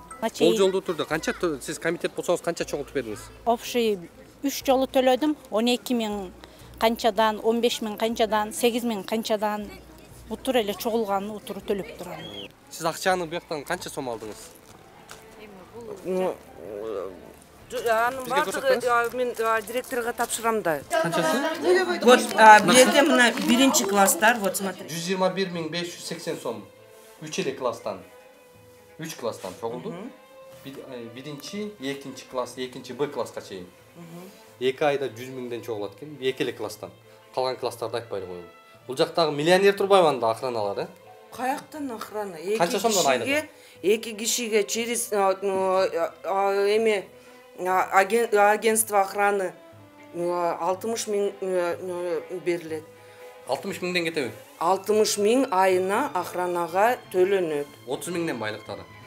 21.000ден айлыктар. Сиздер мамлекеттик кызматкерсиздер, сиздер мамлекет эмессиздер. Мамлекеттик кызматкер кандай функциясында көрсөтүлгөн нерсени кылат, кандай көрсөтүлбөгөн нерсени кылбайт. Бизге охрана керек экен деп сиздер өзүнчө акча чогултканга эч кимге укук бербейсиздер. Бул атайын жыйналыштын негизинде, келишимдин негизинде түзүлгөн да. Ар бир чогултуу, акча чогултуу, бюджеттик эмес акча чогултуу бул мыйзам менен бекитилет. Сокулуктун милициясына кайрылбай эле коюңуздар. Эгерде кайрылсаңыздар, бир 2 саат, 3 саат же 1 күн мурда жазылып коюп анан чакырсаңыздар балким келиши мүмкүн экен, бирок мына биз 1 сааттай аралык өттү, келген жок. Азыр Сокулуктун прокуратурасына барабыз. Эми мыйзам бузулган жагдайды биз ачык көрсөтүп берип атабыз. Ошол жерге конкреттүү бир чара көрүп бере аласызбы өзүңүз? Чара көрөбүз. Сокулуктун прокурору катары.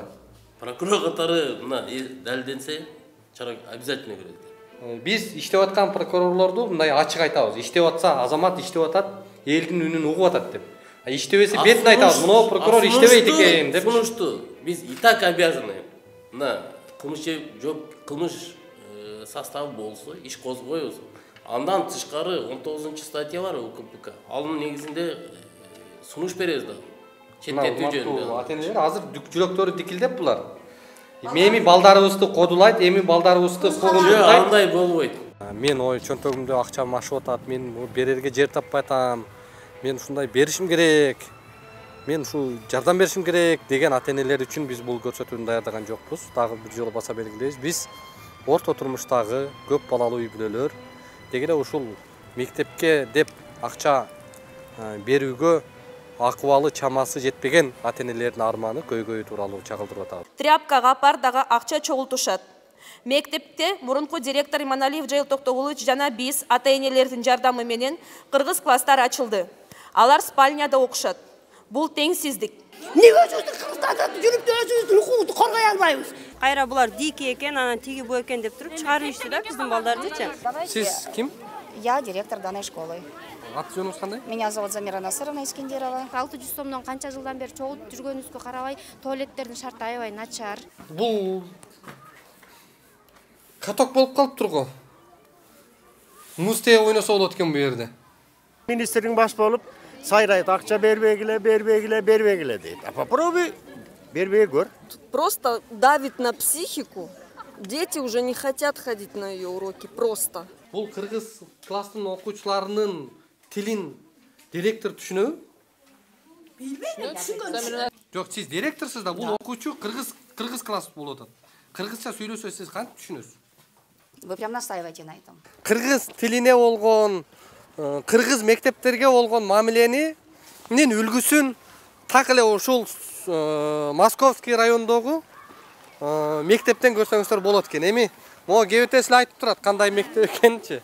Буну болсо жолусу. Курткасы деле күйүп калат да бул. Конечно. Мына көр, мысык бекен. Бул мектеппи үйү.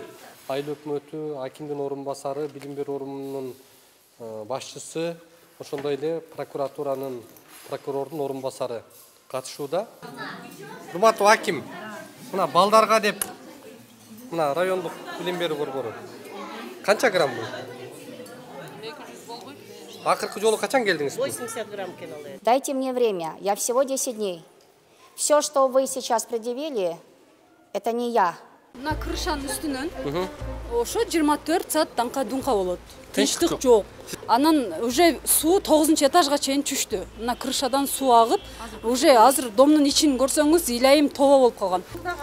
Бул каяка кетет муну? Ошол биздин үйгө түшүп атат. Муну сливчиттан атат.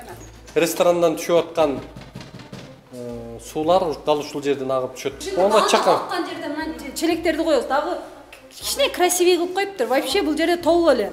Кече биз сизге чалганда ушул жерде ушундай челектер эле да, ушундай эле. Ошол депутат айымдын Корона деген сода борбору ушул жердин администратору каалаган момент өчүрүп коет. Өткөндө бизде 4-5 күн лифт жок болду. Кантип чыгып түшүп атасыз? Эмне кылайын? Чаңпаң түшүп булай бол. Жыгылдыңызбы? О, чаңдын баасын түшүп түштүм. Жок, азыр бир Жок, бирок элдин кызыкчылыгын ойлосоңуз, биз ошол жерде 6-7 ай келип сиздин алдыңыздан аябай жалдырап сурандык. Эмне үчүн бир кызыгып кирип көргөн жоксуз? Мен айттым го сизге, арыз бергиле. Алдомдан арыз келген жок бизге. Арыз жазуунун эрежеси бар. Кагаз түрүндө, кайрылуу түрүндө, электрондук кат менен. Эми бул кишилер кагаз түрүндө бербептир. Но сизге кайрылыптыр да. Жок, бизге кайрылды. Арыз болуп эсептейт. Мен мага кайрылды, мен айттым, арыз бергиле, ошо арызды негизде мен баягы службаларды чакырам. Берди. Ошол 12 этаждагы 12 этаждагы кафе Корона деген бизде контракт бар. Санитардык норма же. Идиштердин турушу кандай болуп калат мындай? Ошондой алып келип коюшпу да, эмелер, официанттар. Тура негизи ушул? Жок, турамыз. Аны тамак жейби бирөө? Коюш керек. 13 кабатка 13 автоунаа токтой турган гана жай. Буга уруксатты берген ушул Оштун мэриясы, архитектурасы кандай кылып кабыл алган булардын проектисини.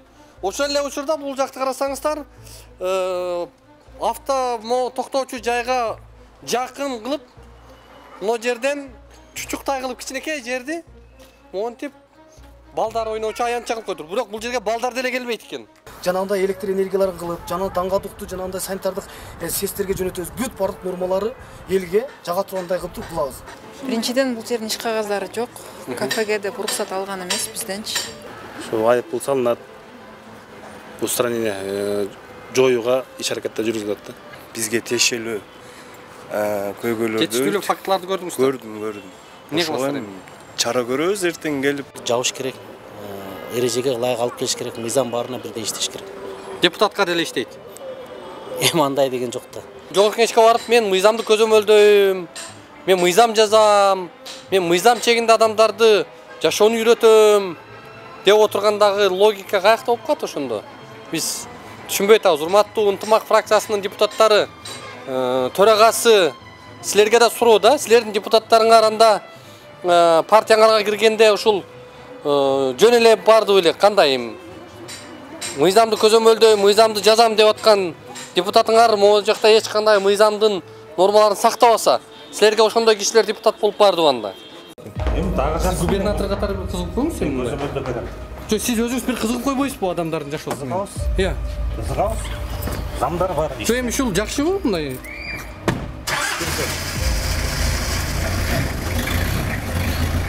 Биз мына калп айтпайлы кеминде 3,5 сааттай турдук окшойт ушул жерде. Мына урматтуу президент, биз помидор эмеспизчи, бадыраң эмеспиз, жалаң карапайым элдер. Сиз могу адамдарды помидор катары баалаганыңыздарга кичине уяласыздарбы? Не деген помидор? Теплица катары көрүп атпайсыңарбы адамдарды? Буну биз караган жок, мыйзам деген бар. Hani sürekli kımar degen onu görse olur. Министрликтин функционалдык милдетин билбесеңиз, анда бизге суроо бербейди го. Кандай функционалдык милдет? Мамлекеттик кызмат бул жеке частный собственность эмес. Бул сиздин үйүңүз эмес. Канча убакыт кетет ушул жарандарды 77 тыйынга өткөзүүгө эртеңден баштасаңыздар? По процедуре. Да. Бул орошаемый паш. Анан ошол бул жерге эч кандай мамлекеттин кишилери келбейт, мисалы үчүн мына. Ачык айтканда ушундай да. Жумуш убактысында эшик тийилип алганы кандай момун? Анан эшик курттап алуу үчүн.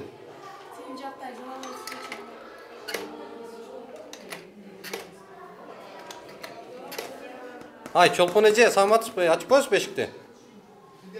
Влажный салфетка алып бердик, самын алып бердик, жидкий мыл алып бердик, бенигин алып бердик, салогун алып бердик. Ошолорду алып бердик, ата-энелер чогултуп. Анан ошолорду айттык да, биз өзүбүз алып берип атсак, класска десек, ал балдарыңар үчүн кааласаңар алып бергиле, кааласаңар алып бергиле. Бизге 1900 сомду коюп койгула деп атат. Күйөөм менен сүйлөшүп атабыз. Биздин да мүмкүнчүлүгүбүз жок пока бергенге. Да бир балам садикке барат. Мен үйдө, балам менен үйдө отурам.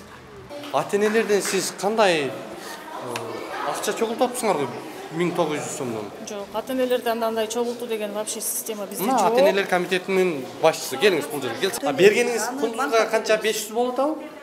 500 сом. Кундуз чакырсаңыз? Ал сабак жүргөн чакыралбайбы? Кирип атат, баары. Сиз эмнеге сурайсыз бул ата-энеден? Эмне үчүн сурабайм? Сиз кимсиз сурагыдай? Мен охрана адам. Сиз охрана өзүңүздүн ишиңизди кылыңыз деп. Өзүмдүн ишимде ошо кылып атам да. Бул ата-энелерди басып кылгыла. Мени коркутуп атат келип. Коркуткан жок, мен эч кандай эсептейм. Мондай жагдайга кандай маани беришибиз керек? Бизде акча жок. 68-гимназияда жаңы реформа менен туптура. Келип. Ата-энелердин көйгөй ыйлай тургандай эле бар, чынын айтканда. Эмне ыйлатып атасыздар аны? Эмнеге ыйлатып атасыздар? Кимди? Ата-энелерди. Ыйлашкан өздөрү канча жылдан бери. Кичине ыйлап Азыр эми келип, жок, азыр келгенден бери. Соротойн деп атасыз? Вообще аны жок кылып, жокко чыгара алып атабыз. Бассейн деп коет экен. Муну биз чын эле бассейн экен деп ойлосок, көрсө бул жак баткак, канализация жок. Мына ушундай акыбал болуп, саркынды суулар чыгып калат экен ушул жерге. Мэрден башканын баары ушул жакта экен азырчы. Мына бул жак балчык, суу. Бираз уяласызбы мына акыбалды көрүп?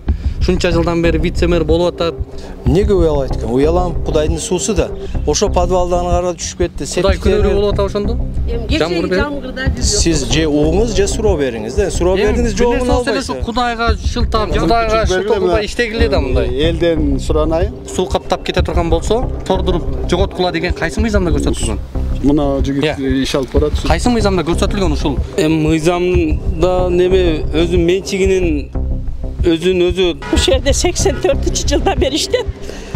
Бир сотик жерге менен балдар менен тегедир болгонум жок. Жагдайды жазып берип атат. Эми айыл өкмөттүн башчысы, жер адиси. Эми уят да бул нерсечи. Жолтоо болбоңуздар бул жака. Жолтоо болобу? Бул эшиктерди ташыйбыз. Ушул жерден. Ушул жерде кир чай жууйбуз, үйдөн жууп алып эшикке чайкайбыз. Туалетке эшикке чыгабыз. Бул үй 10-чу экен, бул 9-чу, бул 8-чи. Ушул домдун жашоочулардын баары ушул туалетке келип, муктаждыктарын бүтүрүп атат. Ушуну билдиңиз беле? Сиз менен мен кошо билип атам да. Силер эшексиңер, акмаксыңар, силер жашашты билбейсиңер деп кеткен киши бүгүн бизге келип, сонун эле шартты жасап берип кетишине көзүбүз жетпейт дагы. Парк, мына оюнчуктар түрктөрдүкү. Неге сиз муну култап ээлеп алдыңыз? Азыр куттайбыз да. Жок, неге ээлейсиз? Бул нар жактагы сумма. Мен түрктөп деген сизди мана окуйм да сиз. Мынаны көрсөтүм. Шурик бизнес кылсын деп мага берген жок, муну мэрияга бердим. Мэрияны баланста турат. Отурганга место жок экен, только ушинтип жөлөнүп турушуңар керек экен, ама отурайын десе силер могу жака киргизип коюп алгансыңар. Келип отуруп эле келип. Проблема шуму? Проблема ушул, чыгарып койгула бuyakka. Воздух таза болсо кабыл басты. Yani ошол жерде хал кыласыз. Бу жерде сиз эмнеге башка жок ишини гапырыпсыз? Балдардын укугун монтип кулпулабагыла, ушул чара көргүлө. Мына өзгөнүн эли көрүп турат, Кыргызстан көрүп турат. Ушу балдардын укугун жок дегенде ошо өздөрүнүн укугун коргой албайт байкуш. Кичинекей балдар укугун билбейт. Ошолордун укугун эми ойноо укугун кичине коргоп бериңиздер. Мына жерде мындан кийин кулпулап 50 сомдон аттракциондор деп сатылбасын бул жак.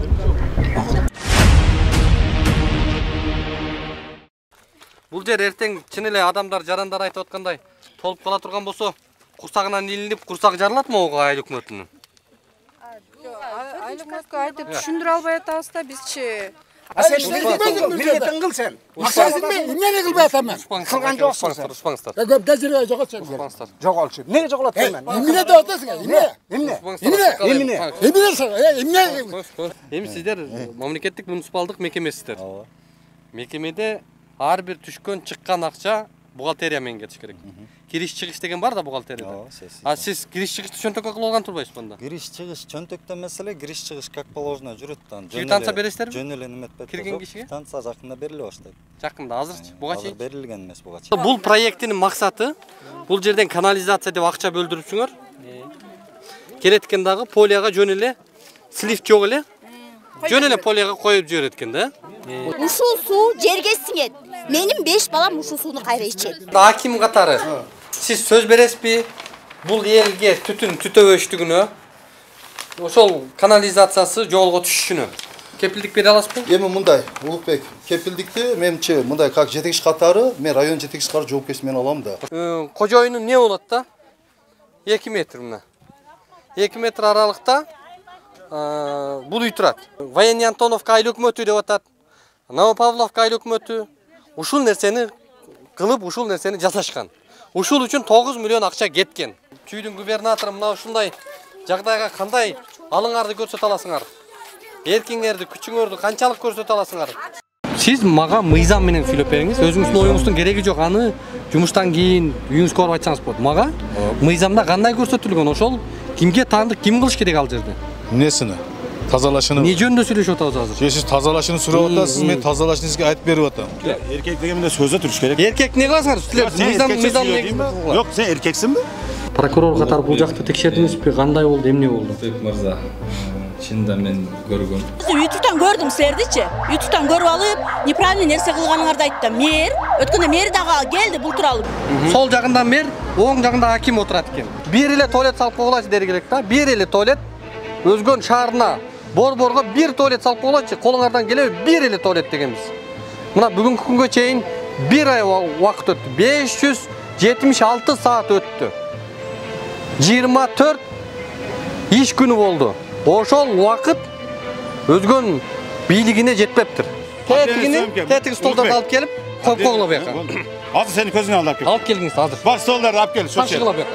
Жок, азыр эле чыга бербейди, чогуу. Азыр алып түшүп, алып кирет малызалга.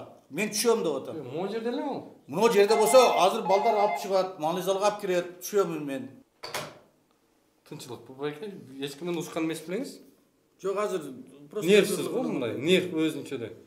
Мондай кылып эле. Нервде иш көп төкөм, эй. Мейли мурдагы акмак, мурдагы чегиш, мурдагы эң акыркы адамдар акмактар экен ошо мэрлер. Жакшы кел, жакшымын деп келдиңиздер, мына. 1,5 жыл өтүптүр. Не өзгөрдү?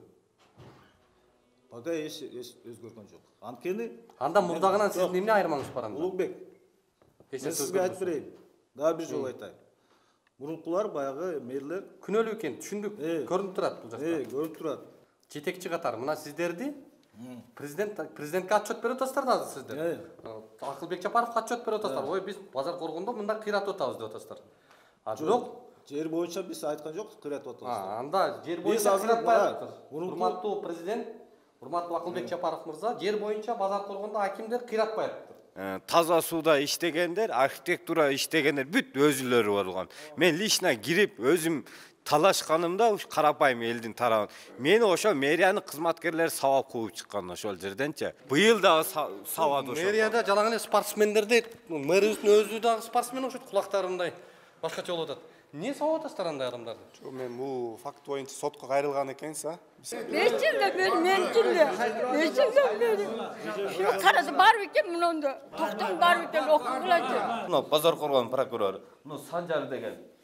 Бул колунан иш келбейт. Мен ачык эле айтайынчы. Прокуратура базар коргон прокурор. Алтында прокуратура кылып жазып алганда адвокатура деп туруп жазып коюш керек болчу. Биз адвокатбыз, коррупционерлер коргойбуз депчи. Sen çoguluşta 3 jolku çoguluşta boldun. 15 gün suradın. 20 gün suradın. Bu yaktan anan keyin bir 3 ay olduk ha. Bu adamda jüre öğretti senin kötüğün dağı. Госрегистрге азырынча акимби азыр тергөө амалдары жүргүзүлүп атат. Азыр жыйынтыкка чыкканча чейин биз айта албайбыз. Качан чыгат ушу жыйынтык? Эми аны тергөөнүн жыйынтыгы менен билет. Ушу аймактарды кыдырып эле иштей турган машина экен да өзүчү. Губернатордун орун басарынын машинасы ушундай болуп атсанда көп иш кылчу да экен бул машина менен. Калк айтса калп айтпайт деген сөз бар. Мына эл көрүп атат, билип атат экен. Сиздин шопурларыңыз экиден кызыл китепти көтөрүп барып мен сатам деп бул жергиликтүү элди күйгүзүп атат. Кайсы шопур? Алиң өзбек киши болгон жүргөн барбы? Ошол кызыл китеби менен атын билбейбиз, аты ким? Мен билбейт экенмин дейсиз, сиз менен өткөндө айылга түштү го, шопуруңуз. Ошо кызыл китеби менен жерди сатам деп жүрөт. Жер сатып атканын баары билбейм да. Ал сиздин шопур каяктан ал жактан жер алып калат? Может, мага чейин алды. Апа, алты баланы сизге тапшырдым деп туруп, мен сарайга чыктым. Аз ошол жерде көргөзө.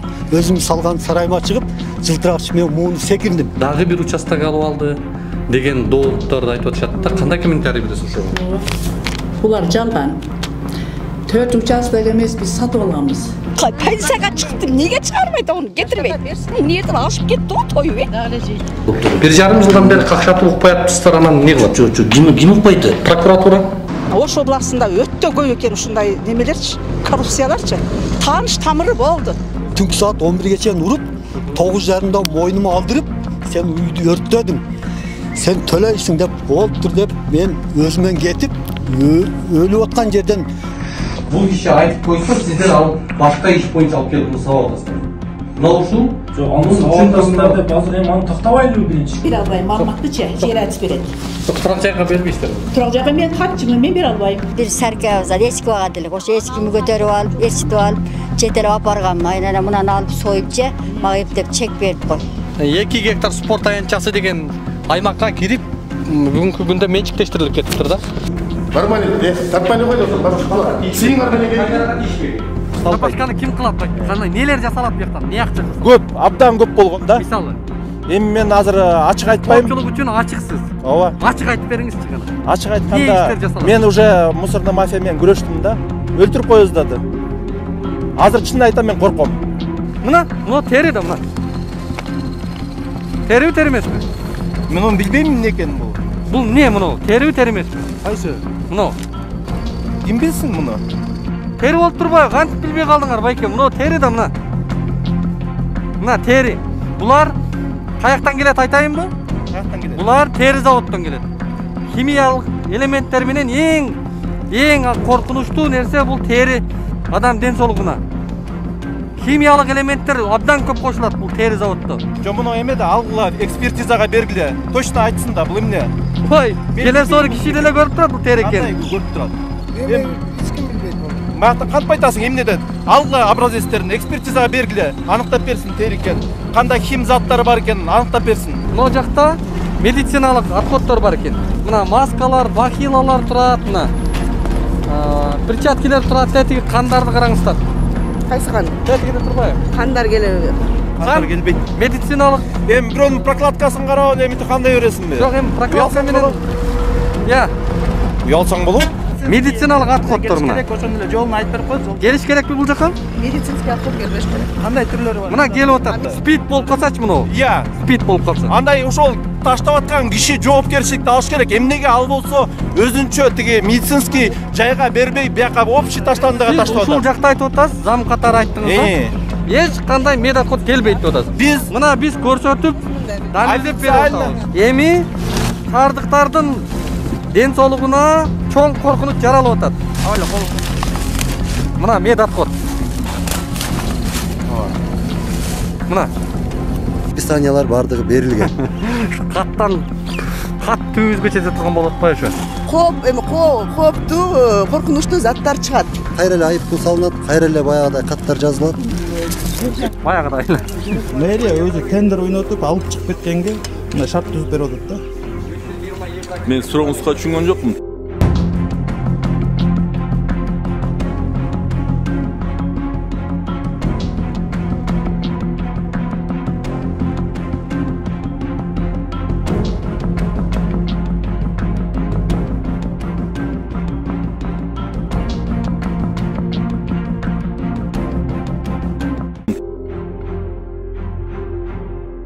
жана блогер болот. Мен ошол балага аябай ыраазы болуп калдым.